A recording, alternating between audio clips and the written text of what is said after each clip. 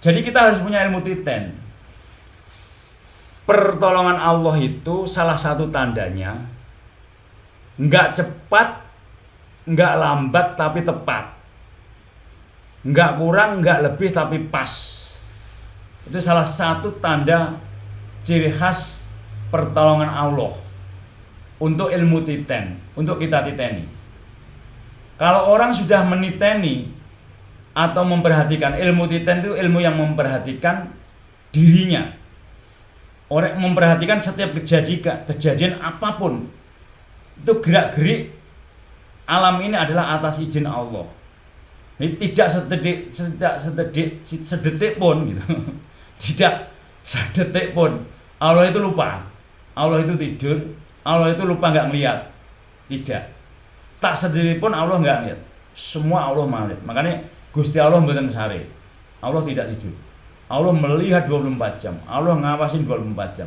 Allah memperhatikan kita 24 jam. Kitanya yang tidur, yang lupa, itu kitanya. Makanya manusia itu min. Gusti Allah itu plus.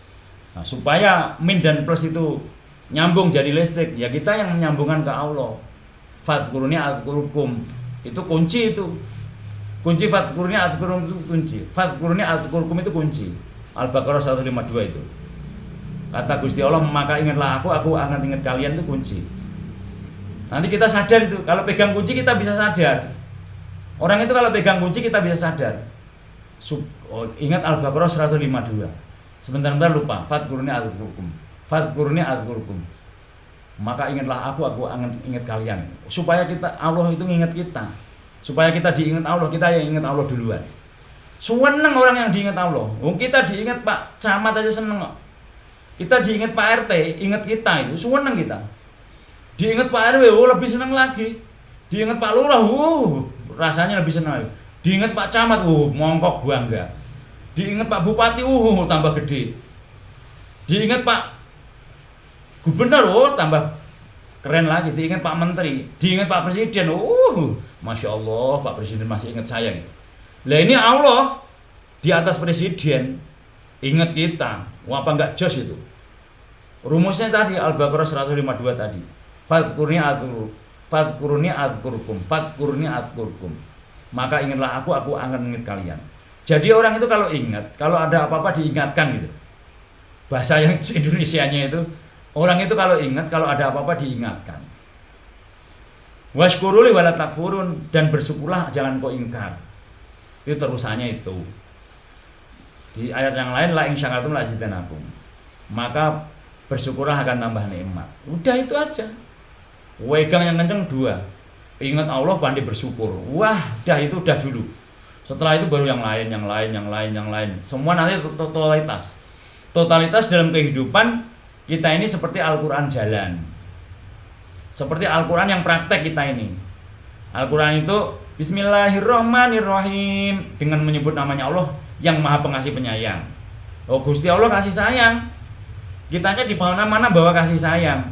Itu namanya membawa Bismillahirrahmanirrahim jalan. Jadi bismillahnya dipraktek, ditorikohkan, praktek. Bismillahnya bukan hanya disebut tapi dipraktekkan, kita membawa cinta, damai dan kasih sayang. Makanya bismillah ditaruh ayat yang pertama. Setiap ayat-ayat itu, setiap surat itu yang pertama. Dan ayat yang pertama kan Bismillahirrahmanirrahim juga, Al-Fatihah itu. Kemudian ditaruh selain ayat yang pertama, ditaruh surat yang pertama. Itu Bismillahirrahmanirrahim. Kenapa? Karena emang dalam langkah apapun itu yang dibawa itu cinta, damai dan kasih sayang dulu. Karena misi agama itu perdamaian. Karena Islam sendiri itu artinya perdamaian, keselamatan, rahmatan lil alamin. Maka pesan agama, misinya misi perdamaian. Kalau agama nggak misi perdamaian itu ya salah yang membawanya. Karena para nabi itu orangnya damai. Para nabi yang membawa agama itu semua dari Nabi Adam sampai Kanjeng Nabi Muhammad. Itu film-filmnya itu ngomong ya, tutur katanya sejuk, enak gitu. Seperti halnya jagoan-jagoan. Entah itu Wiro Sableng lah, entah itu Joko Umbaran lah, entah itu Satria Bergitar lah. Wong yo apa saja itu. Yang jadi lakonnya itu omongannya enak, lembut, sejuk gitu. Tapi yang lawannya kasar, seperti Pandawa. Pandawa kan lakon, Pendowo itu. Omongannya tertata gitu, nggak kasar. Yang Kurawa kasar. Makanya kalau ada orang yang kasar itu. Tapi kalau Werkudara itu bukan kasar. Dia karena orang jujur apa adanya, makanya nggak kromo, nggak boso, nggak kromo inggil. Hanya satu dengan Dewa Ruci dia bisa boso. Dengan sejatinya dirinya biar puasa. Dia bisa kromo gitu. Tapi itu bukan menunjukkan bahwa Werkudara itu kasar, enggak, tegas. Tapi dia membawa kelembutan budi, tahu benar tahu salah gitu. Bisa membedakan. Kalau Pendawa itu bisa membedakan mana yang salah yang mana benar. Werkudara itu tegas, tapi bisa membedakan mana yang salah mana yang benar. Tapi kalau Kurawa ya tidak bisa membedakan mana yang salah benar, malah diciptakan sebagai lawannya Pendawa ya tokoh negatif, tokoh positif ya Pendawa, tokoh negatif ya Kurawa gitu. Namun satu pasangan, kalau tidak ada Kurawa ya tidak ada Pendawa. Makanya di antara 100 orang yang sampai ke Gusti Allah itu hanya 5 yang sampai losdol sampai ke Gusti Allah. Kalau di Indonesia itu ya di antara 100 ya 10. Karena Wali Songo itu ngajarin syariat, tarekat, hakikat dan marifat. Kalau Siti Jenar itu ngajarin marifat. Dalam tubuh kita ada wali 10. Sejatinya wali 10. Tapi yang satu potong udele masuk ke dalam. Yang 9 lubang, 2 penglihatan, 2 pendengaran, 2 lubang hidung, 2 lisan, 1 lisan, 1 lisan dan 1 yang 2 lubang di bawah itu. Itulah lambang dari Wali Songo itu, ditarik ke dalam diri itu harus dijaga kesuciannya. Dijaga kebersihannya mengikuti ajaran Wali Songo. Semua harus dijaga. Kalau 9 itu bisa suci misalnya ya jadi wali lah. Kalau 9 lubang itu bisa suci jadi wali. Namun ya kita orang biasa aja. Bersih aja udah lumayan gitu. Itu perbandingannya itu.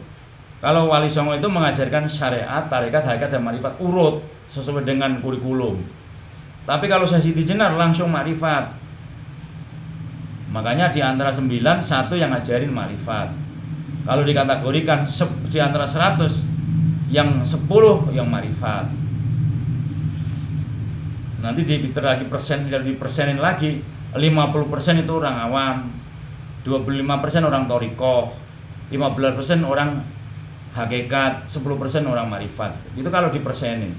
Kurang lebih ya seperti itu. Kalau orang awam diajak ngomong beliau udah pusing duluan.